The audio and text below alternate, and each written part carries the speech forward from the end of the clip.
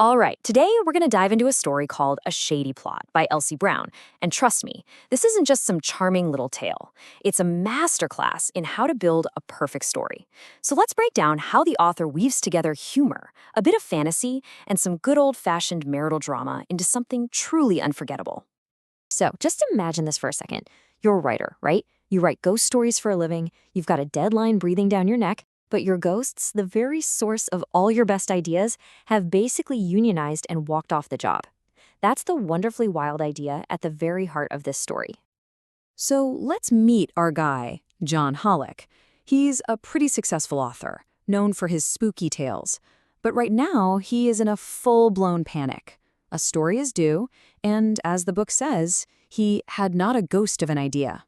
He is completely, utterly stuck. Now, check this out. The central conflict is laid out perfectly before a single ghost even shows up. On one side, you've got John, the imaginative writer. On the other, his wife, Lavinia, who's so practical she thinks his whole career is kind of ridiculous.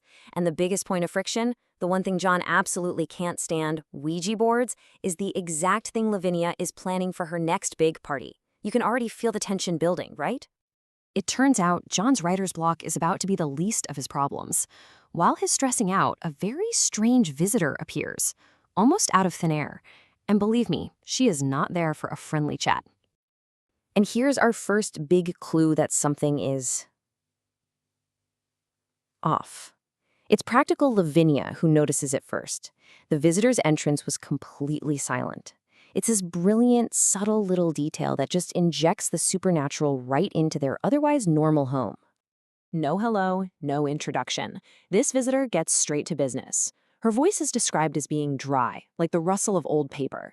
You can tell immediately she's on a mission, and that mission is all about John. And here it is, the big reveal. The visitor's name is Helen, and yep, she's a ghost. But she's not just any ghost. She's a representative from this kind of spectral temp agency called the Writer's Inspiration Bureau, which has been secretly feeding John all of his best-selling plots for years. His entire career is built on supernatural outsourcing. How amazing is that? So yeah, Helen isn't there to give him a new plot. She's there to deliver an ultimatum. The Writer's Inspiration Bureau is shutting down. The ghosts are officially on strike.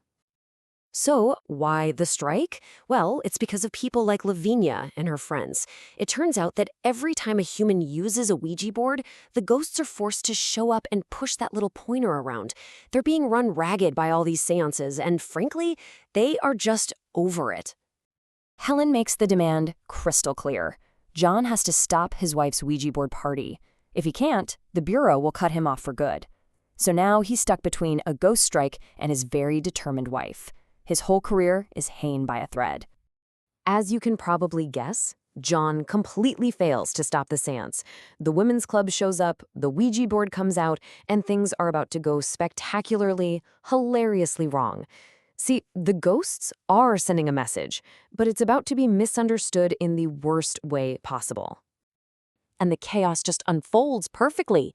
The board starts spitting out its message letter by letter. First, Traitor. The whole room gasps. Then it names the traitor, Joh. And finally, it names the other woman, Helnn. Now this is just perfect dramatic irony, because we know who Helen is. The ghosts think their message is clear. But for Lavinia, well, you can imagine what she's thinking. And there it is, the explosion. Lavinia puts 2 and 2 together and gets about 1 million. She's absolutely convinced Helen isn't some ghost from an inspiration bureau, but John's secret mistress.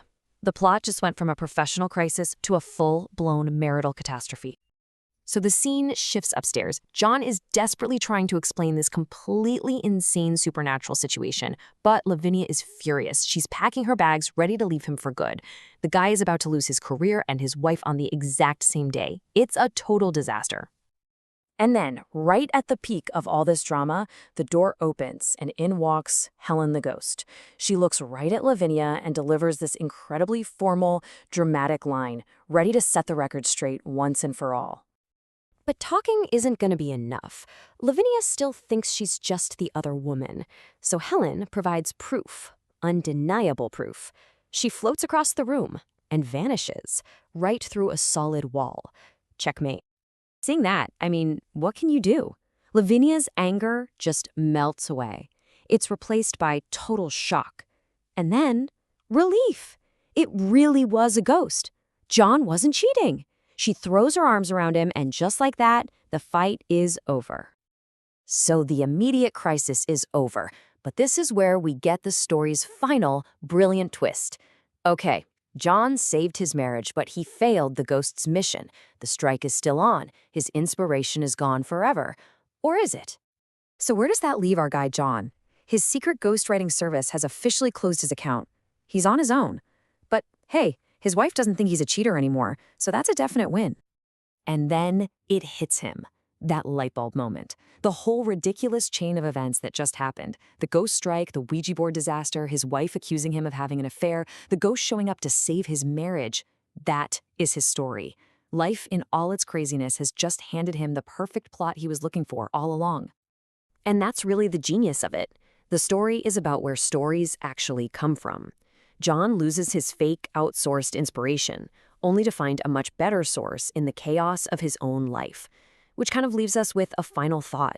Sometimes the best plots aren't the ones you make up, they're the ones you live through. So what's the best story life has ever handed you?